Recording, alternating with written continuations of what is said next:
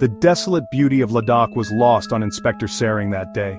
The vast, barren terrain, usually a source of solace and inspiration, seemed to mock him with its indifferent silence. The mountains, standing tall and majestic, appeared as silent witnesses to the grim events that had unfolded. The crisp mountain air was thick with the stench of death. It was a stark contrast to the usual purity and freshness that the high-altitude air brought. The cold seemed to seep into his bones, not just from the weather, but from the chilling scene that awaited him. He stood in the doorway of the hotel room, a sense of unease settling over him. The room was dimly lit, casting long shadows that danced eerily on the walls. The rustic charm of the hotel, which usually provided a warm and welcoming atmosphere, now felt oppressive and foreboding. The scene was almost too perfect, too staged. Every detail seemed meticulously arranged, as if someone had gone to great lengths to create a specific narrative. The furniture was undisturbed, the bed neatly made, and the only sign of disturbance was the lifeless body on the floor. Ravi Mehra, a young writer, lay sprawled on the floor, a single gunshot wound marring his temple. His eyes were open, staring blankly at the ceiling as if in disbelief at his own demise. The gun lay nearby, almost too conveniently placed, adding to the suspicion that this was not a straightforward case. A suicide note lay near his outstretched hand, but something felt wrong. The note, written in a hurried scrawl, seemed to scream of desperation, yet there was an underlying sense of coercion, as if the words were not entirely his own. The air crackled with an unseen energy, a silent scream echoing in the stillness. The mountains, usually a source of peace, now felt like they were closing in, their silent presence adding to the weight of the moment. It was as if the very landscape was mourning the loss of a young life. Sering picked up the suicide note. The paper felt cold and lifeless in his hands, much like the body that lay before him. He could feel the weight of the words, each one a testament to the torment Ravi had endured. The words were shaky, desperate. They spoke of a man at the end of his tether, pushed to the brink by forces unseen. The handwriting, usually a window into the soul, was now a chaotic mess, reflecting the turmoil within. Ravi claimed he couldn't live with the guilt, the fear. He spoke of shadows that haunted him, of voices that whispered in the dead of night. The note was a chilling confession, a glimpse into a mind unraveling under the weight of its own secrets. He was being haunted, tormented by the ghost of his past. The serene landscape of Ladakh, which should have been a refuge, had become a prison. The mountains, the valleys, the very air seemed to conspire against him, trapping him in a web of his own making. He begged for forgiveness, but it was too late. The note was a final plea, a desperate cry for absolution that would never come. The room, once a place of rest, was now a tomb, echoing with the silent screams of a soul in torment. Sering reread the note, each word a hammer blow to his gut. The more he read, the more he felt the weight of the tragedy. This was not just a case of a man ending his life, it was a story of despair, of a battle lost against unseen demons. Was this a simple case of suicide, or was something more sinister at play? The questions swirled in his mind, each one more troubling than the last. The serene beauty of Ladakh now felt like a cruel joke, a stark contrast to the darkness that had claimed another victim. As he stood there, the weight of the mountains pressing down on him, Sering knew that this was just the beginning. The truth, buried deep within the shadows, was waiting to be uncovered, and he was determined to find it, no matter the cost. Ravi had arrived in Ladakh seeking solace. The vast, serene landscapes of the Himalayas seemed like the perfect place to find peace, to escape the turmoil that had been consuming him. The mountains, with their majestic peaks and tranquil valleys, offered a stark contrast to the chaos that had become his life. Ravi hoped that the crisp mountain air and the breathtaking views would help him clear his mind and heal his wounded soul. He was a man on the edge, haunted by a past he couldn't escape. The accident had left deep scars, not just on his body but on his psyche. Every night he relived the horror, the screams, the blood. It was a nightmare that refused to end, a shadow that followed him everywhere. The once vibrant and cheerful Ravi was now a shell of his former self, consumed by guilt and fear. His friends described him as a changed man after the accident, withdrawn and prone to fits of terror. They remembered the Ravi who used to be the life of the party, always laughing, always full of energy. But now, he was distant, lost in his own world. They tried to reach out, to help him, but he pushed them away, retreating further into his shell. The accident had not just taken lives, it had taken Ravi's spirit. They spoke of his constant fear, his claims of being watched, followed. Ravi's paranoia grew with each passing day. He would often look over his shoulder, convinced that someone or something was lurking in the shadows. His friends were worried, but they didn't know how to help. They could see the fear in his eyes, the way he flinched at every sound, every movement. It was as if he was trapped in a never-ending horror movie. He swore he heard whispers, a woman's voice calling his name in the dead of night. The voice was soft, almost gentle, but it filled him with dread. It was a voice he recognized, a voice from his past. He would lie awake in his tent, heart pounding, waiting for the whispers to start. They always did, just as he was about to drift off to sleep. The voice would call his name over and over, until he was too terrified to close his eyes. A chill ran down Saring's spine as he listened to their accounts. Saring, a local guide, had seen many things in the mountains, but nothing like this. He had heard stories of spirits and ghosts, but he had never believed them. But as he listened to Ravi's friends, he couldn't help but feel a sense of unease. There was something about Ravi's story that felt real, too real. Saring wondered if the mountains held secrets that were best left undiscovered. It was as if Ravi had been slowly unraveling, his grip on reality slipping away.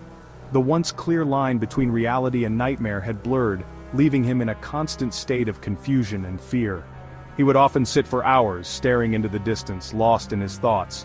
His friends watched helplessly as he spiraled further into his own personal hell. They feared that if something wasn't done soon, they would lose him forever. He had tried to outrun his demons, seeking refuge in the solitude of the mountains. The isolation, the silence, it was supposed to be his sanctuary. But instead of finding peace, he found more torment. The mountains, with their eerie silence and vast emptiness, seemed to amplify his fears. Every rustle of leaves, every gust of wind, felt like a whisper, a reminder of the horrors he was trying to escape.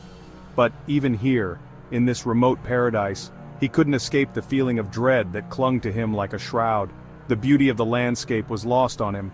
All he could see were the shadows, the dark corners where his fears lurked. He felt trapped, suffocated by the very place he had come to for freedom.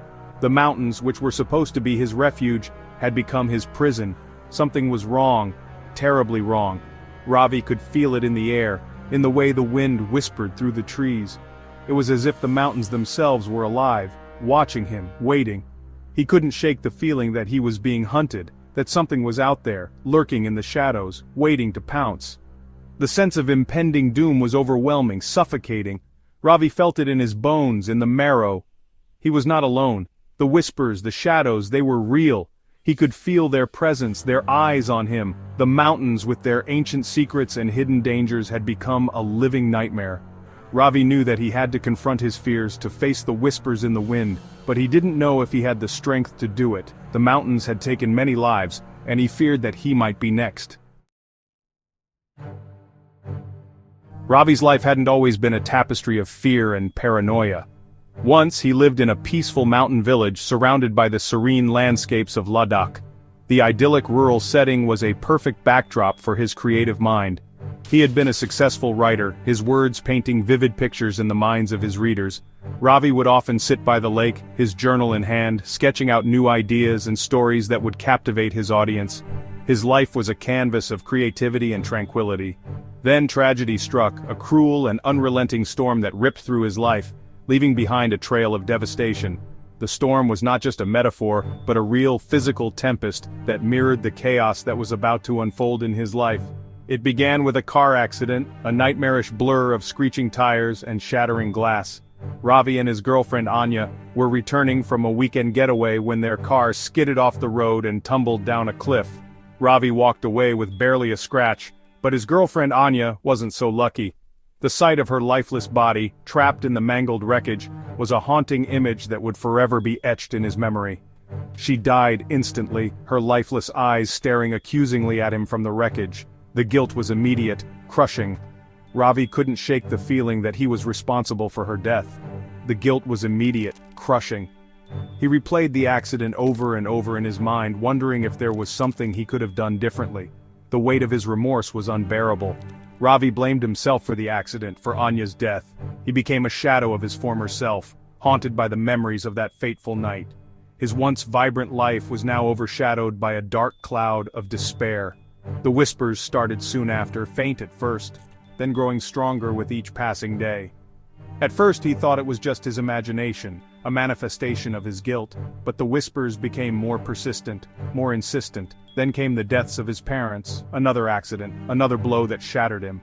They were his anchor, his support system, and losing them left him adrift in a sea of grief and terror. The whispers grew louder, more accusatory. He was alone, adrift in a sea of grief and terror. The once peaceful mountain paths now seemed like endless corridors of sorrow. He wandered aimlessly, searching for solace but finding none. He was convinced that he was being punished, haunted by the ghost of his dead girlfriend. The spectral presence seemed to follow him everywhere, a constant reminder of his perceived failures and the lives lost because of him. Ravi's once serene world had turned into a nightmarish landscape of guilt and haunting memories. In a desperate attempt to find some semblance of peace, Ravi turned to his writing.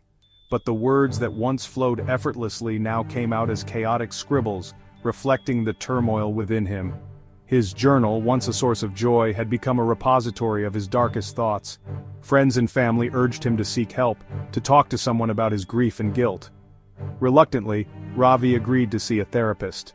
The sessions were difficult, forcing him to confront the pain he had been trying to bury, but slowly he began to open up, to share his story. Through therapy and meditation, Ravi started to find moments of peace. The whispers began to fade, replaced by a newfound sense of acceptance. He realized that while he couldn't change the past, he could choose how to move forward. Slowly, Ravi returned to his writing, finding solace in the act of creation. The serene landscapes of Ladakh once again became his muse, helping him to heal and rediscover his passion. His new stories were tinged with the pain of his experiences but also with a sense of hope and resilience. Ravi's journey was far from over, but he had taken the first steps towards healing. The trail of tragedy that had once defined his life was now a path of recovery and renewal. As the sun rose over the mountains, Ravi felt a glimmer of hope, a promise of new beginnings. The forensic reports arrived on Sering's desk, cold and clinical. The gun was Ravi's. The fingerprints on the weapon matched. The trajectory of the bullet, the powder burns, everything pointed to suicide. It was an open and shut case. Yet Sering couldn't shake off the feeling that something was amiss. Ravi's suicide note, filled with ramblings of ghosts and guilt, gnawed at him. Sering decided to visit the local library, hoping to find some of Ravi's work. He needed to understand the man, to delve into his mind. He spent hours poring over Ravi's books, his articles, his blog posts. A pattern began to emerge. A name appeared again and again, a haunting refrain in the symphony of Ravi's words. Ria.